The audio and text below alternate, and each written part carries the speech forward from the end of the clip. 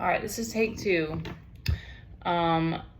This is harder than I expected it to be for me.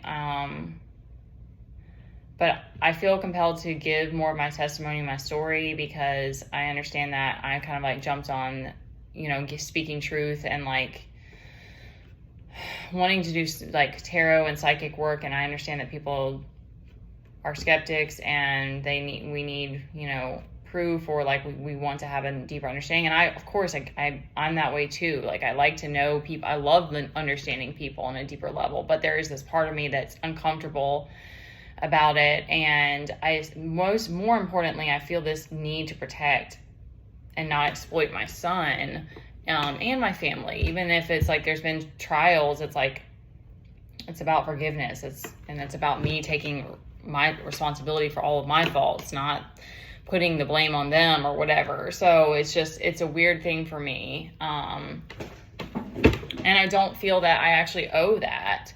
I only feel like I need to do this because I need to do it for me, because I need to start speaking it. And I also need to do it because I understand that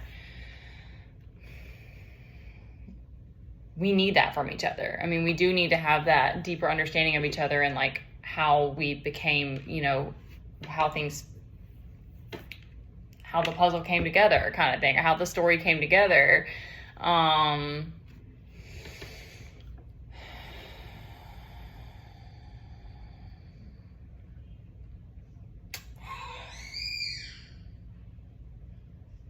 So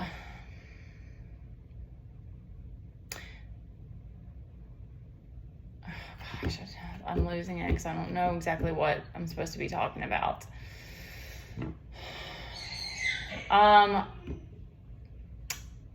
moved home and, I moved home and moved in with my mom. I'm going to try to I'm just going to do bit by bit because I don't know how to piece it all together. But, I started working. I was living with my mom.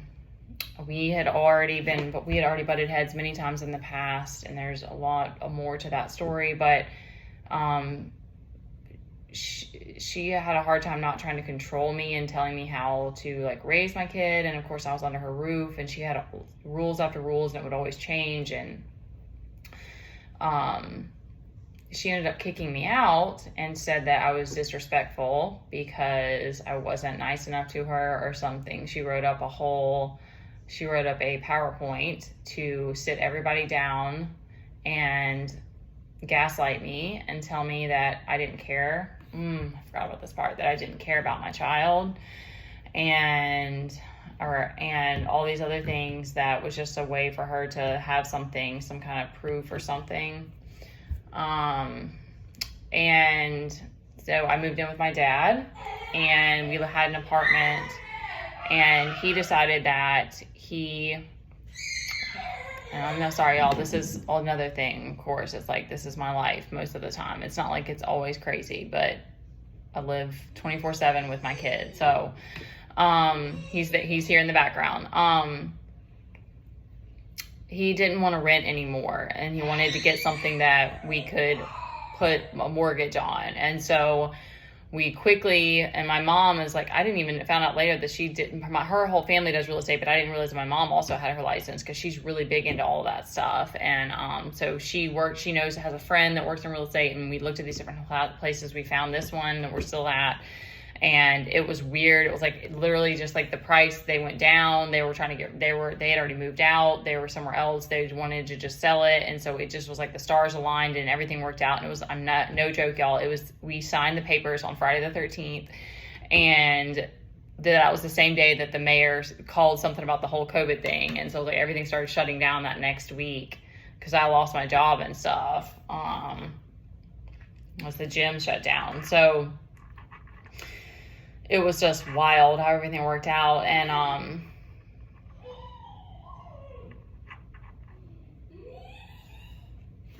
but I knew going into this that I was I'm just figuring and all of that is when Teddy had his diagnosis in 2019.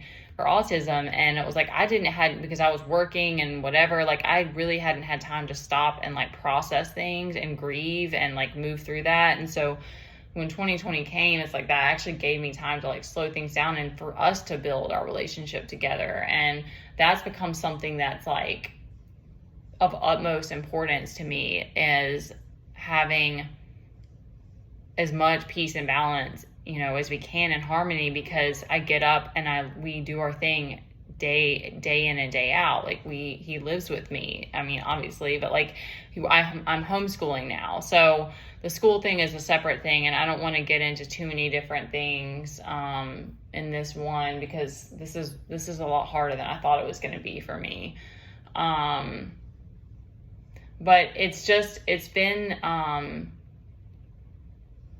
a crazy journey that has continued to like open up my eyes, but also has been very unpredictable. And I think that's really, really shaken my root chakra, and it's made it harder for me to trust. And yet I'm in this, that's one of the reasons that I'm doing this, because I'm in this place now that it's like, I don't know how to keep moving forward if I don't find some support for us. I don't know how I'm going to, and I don't like even speaking that for me. It's like, I'm holding back tears because I have to, like I have to figure it out. And that's, I think, a situation that so many single moms are put into, because the smart ones go, I mean, it's like, it's just always between a rock and a hard place. Cause it's like the smart ones, I would say, would figure out work and make sure that they're stable in that way. But then on the other hand, it's like, then, you can't do and be it all. So,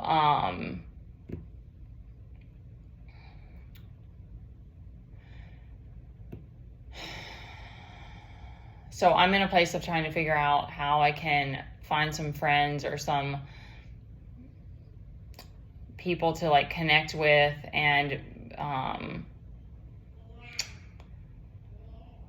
even potentially, suffer Teddy, because it's like everything's on me right now. It's like I'm trying to figure out work, but he's home with me all the time, and I do homeschool, and he doesn't have we go out and do stuff because we both need it, but he doesn't have like extracurriculars. He goes to OT once a week. So I don't want to wrap this up now, but I wanted to just give this because, I'm still here. God still has something on my heart to give to this world, and I don't want to give up, and I can't give up. And there's a lot more that is going to take me time to speak on.